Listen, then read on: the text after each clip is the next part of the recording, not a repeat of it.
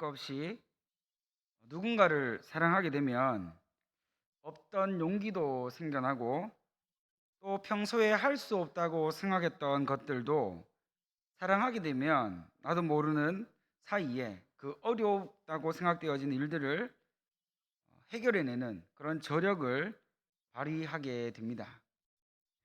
이것이 바로 사랑의 힘이며 사랑의 위대함입니다.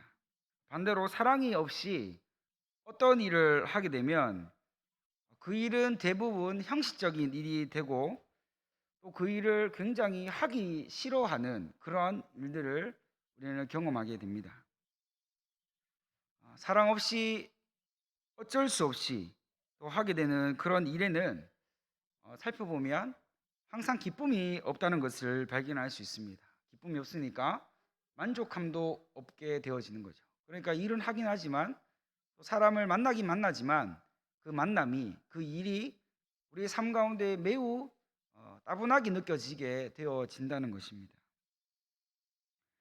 그러나 우리가 사람을 사랑하던 또 일을 사랑하던 사랑하는 것들을 위해서는 우리의 육체의 필요나 또 우리의 정서적인 노동도 언제나 우리는 기쁨으로 또 감당할 수가 있고 또 그 일 끝에는 항상 만족이라는 것들이 따라오게 되어 있습니다. 그만큼 사람에게는 사랑의 힘이 우리가 생각하는 것 이상으로 아주 강력하다는 것을 말씀해 주고 있습니다. 그렇기 때문에 우리 모두는 이 사람과의 관계에서든 또 일과의 관계에서든 모든 것을 사랑하고 또 아끼고 또 만족하는 그런 기쁨이 가득한 우리의 삶이 되어지기를 간절히 소망합니다. 오늘 본문 말씀은 아브라함이 100세에 낳은 아들 이삭을 이 하나님께서 번제물로 드리라고 말씀하시는 것으로 시작이 되어집니다. 이 사건은 목적이 있었는데요. 그 목적이 뭐냐 하면 바로 하나님께서 아브라함을 시험하시기 위한 명령임을 알 수가 있습니다. 하나님이 시험하기로 작정하신 이유가 무엇이었습니까? 아브라함이 하나님보다 100세에 하나님이 주신 그 아들 이삭을 더욱더 사랑하는 것을 하나님께서 느끼셨기 때문입니다. 그래서 이 아브라함의 믿음을 시험하시기 위해 이러한 명령을 하신 것이죠. 그래서 아브라함에게 인간적으로 보면 어떻게 이러한 명령을 하실 수 있을까라고까지 할 수 있는 그러한 명령을 아브라함에게 하십니다. 이삭을 번제물로 드리라는 것이었습니다. 이삭은 원래 아브라함의 인생에는 없던 존재였습니다. 하나님이 아니었다면 그 귀한 아들을 아브라함이 어떻게 한번 안아볼 수가 있었을까요? 안아보지도 못할 뿐더러 이 아브라함을 만나지도 못했을 것입니다. 아브라함은 이러한 상황을 너무나도 잘 알고 있었습니다. 모든 것이 하나님의 은혜라는 것을 이미 아브라함은 알고 있었다는 것이죠. 그래서 말도 안 되는 그런 엄청난 명령을 이 아브라함에게 하셨지만 이 아브라함은 별로 그 명령에 대해서 토를 달지 않습니다. 그저 하나님께서 시키시는 대로 항변도 하지 않은 채 그저 묵묵히 명령에 순종하기로 결단하는 그러한 모습이 우리에게 보여지고 있습니다. 그래서 말씀을 보니까 이 아브라함은 이 명령을 즉각 순종하기 위해서 아침 일찍 일어나서 아들 이삭과 함께 모리아 땅으로 가기 위해서 준비하는 모습들이 나옵니다. 그렇게 명령에 순종하여서 아브라함은 나무도 준비하고 불도 준비하고 또 아들 이삭을 데리고 또 종들과 함께 그곳을 향해서 가고 있을 때에 그러한 상황에서 이삭이 아브라함에게 아주 난처한 질문을 하기 시작합니다. 아버지, 불과 나무는 우리에게 있는데 생각해 보니까 정작 중요한 이 번제물로 드릴 이 어린 양을 우리가 가지고 오지 않은 것 같습니다. 아버지, 어떡하나요? 정말 중요한 이 번제할 이 어린 양을 우리가 가져오지 않았습니다. 이렇게 그때 상시 상황을 아주 잘 표현한 이 이삭의 말을 들은 이 아브라함은 잠시 당황했지만 바로 이 상황을 진정시키는 말을 하게 됩니다. 아브라함이 그 아들 이삭에게 말하기를, 아들 이삭아, 걱정하지 말아라.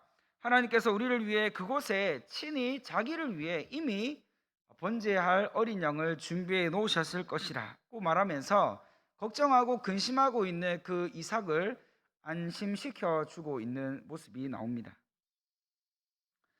이러한 고백이 아브라함의 믿음의 고백이라고 한다면 아들 이삭은 계속해서 이 번제할 어린 양에 대한 의문을 가지고 아버지 아브라함을 따라서 길을 계속해서 가고 있었는지도 모릅니다. 그러나 여러 가지 의문과 걱정들이 해결되어지지 않은 상태에 있었지만 이삭은 아버지의 말씀을 따라서 그냥 그 길을 따라가기로 작정하였기 때문에 더 이상 다른 말을 하지 않고 그냥 이 아브라함이 하나님의 명령에 순종하듯이 이삭 또한 아브라함이 가는 길을 함께 묵묵히 걸어가는 모습이 등장합니다.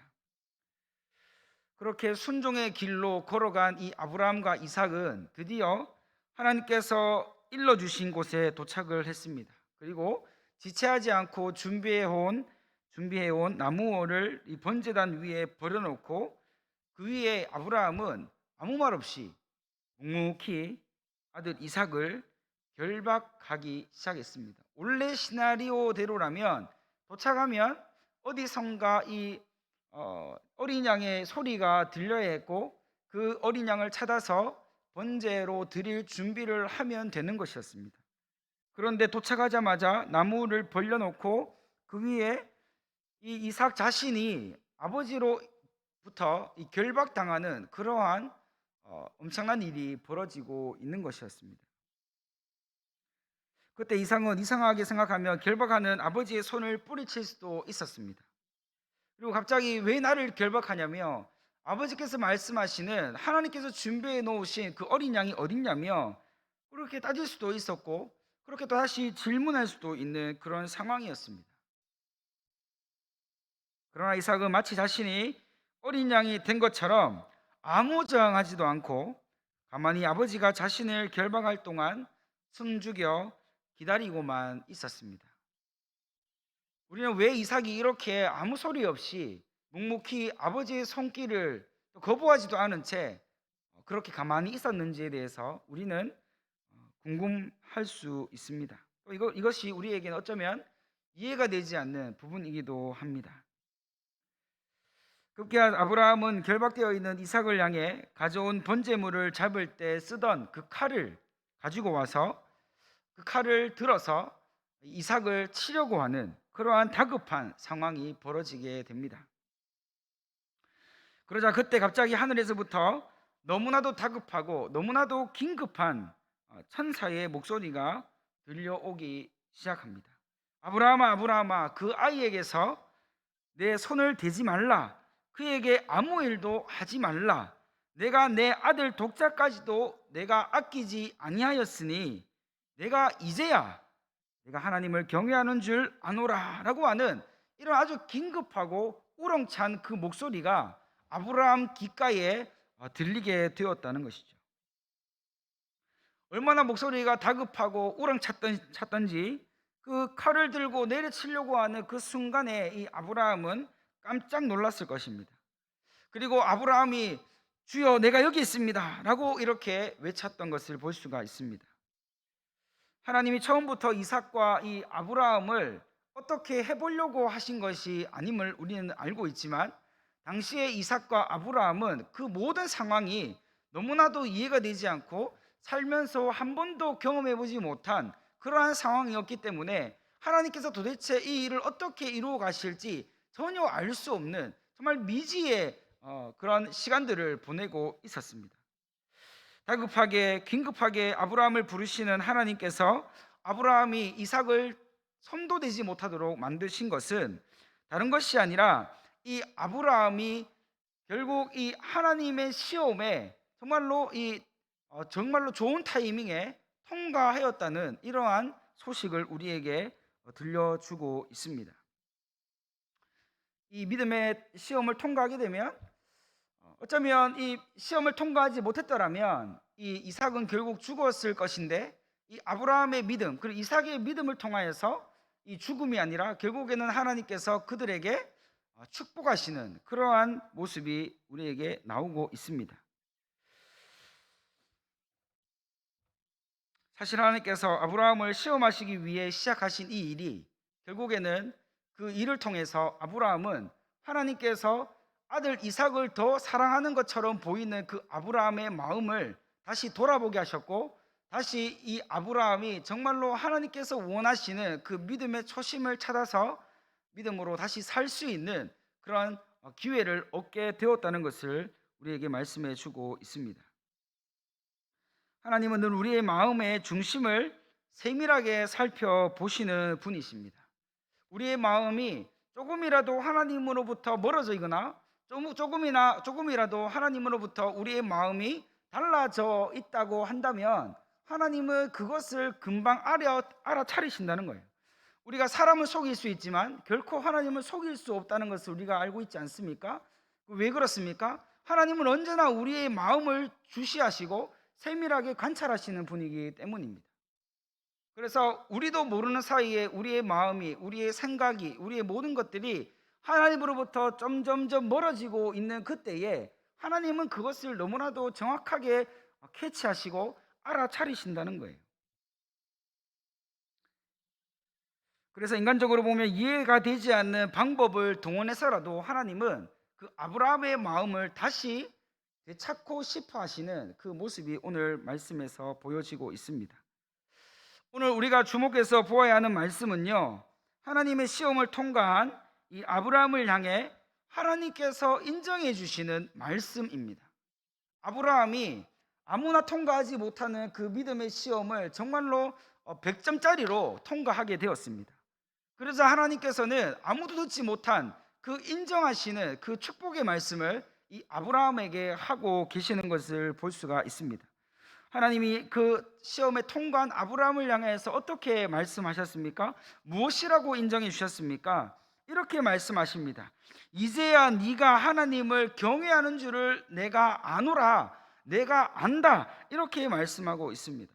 여러분, 경외라는 말은 공포심이 아닌 존경심에서 나오는 우러나오는 그 두려움을 의미하는 겁니다.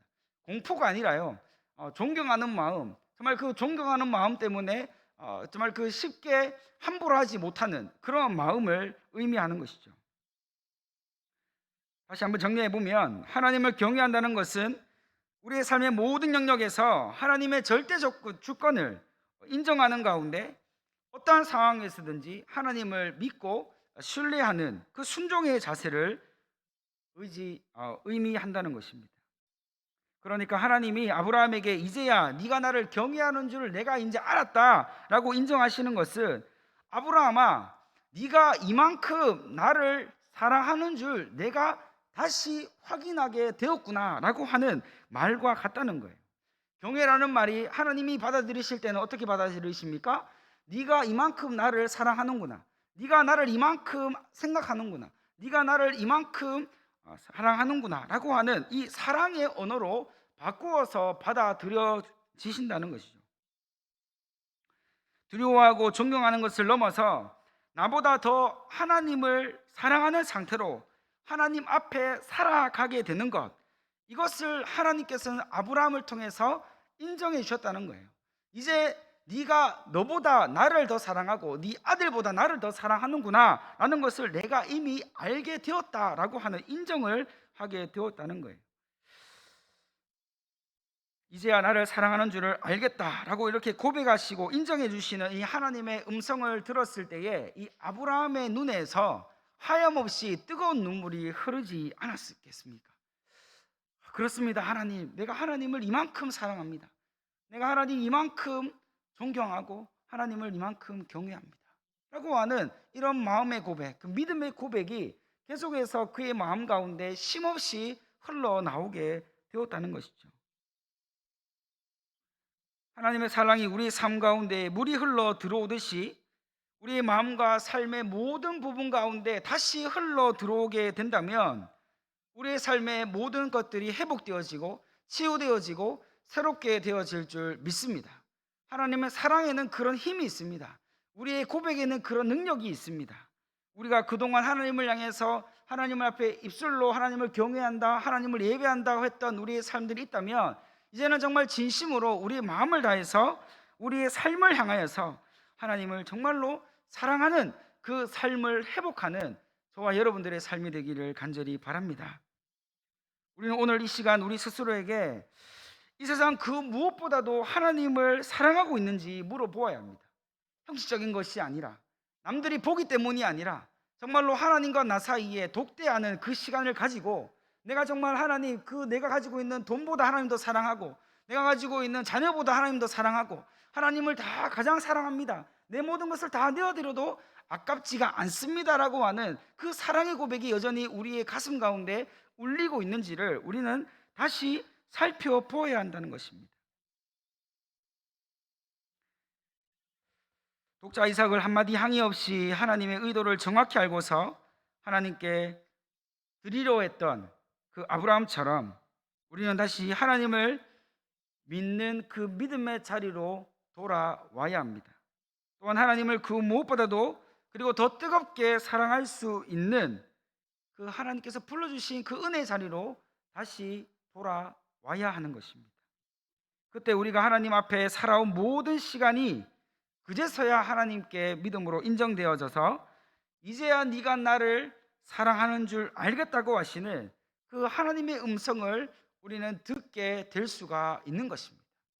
그렇지 않고서는 우리는 하나님께서 네가 이제 나를 사랑하는 줄 알겠다고 하시는 그 인정하시는 그 음성을 우리는 결코 들을 수가 없을 것입니다.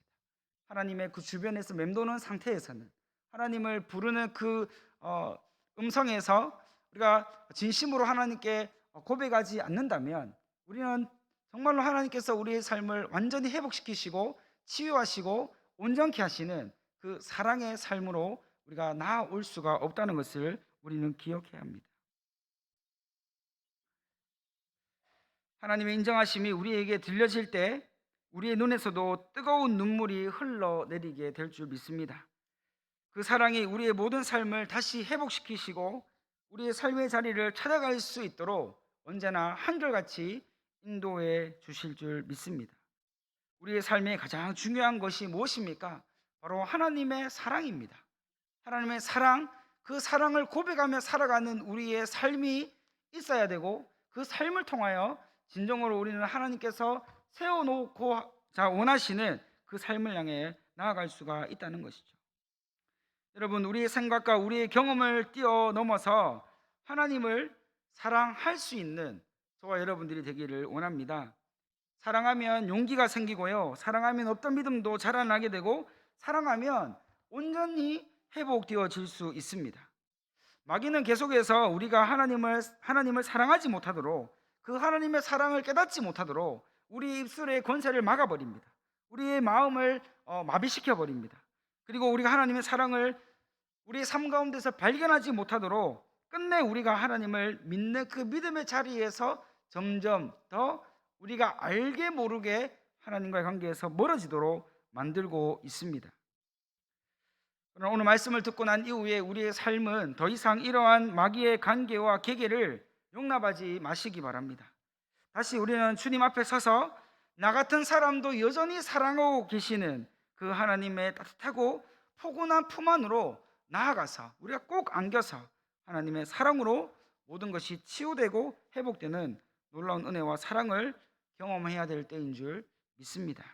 하나님을 경외할 줄 알고 또 하나님을 가장 뜨겁게 사랑하는 삶으로 회복되어져서 주님께서 정말로 기쁨으로 인정하시는 우리 모두의 삶이 되어지기를 간절히 소망합니다.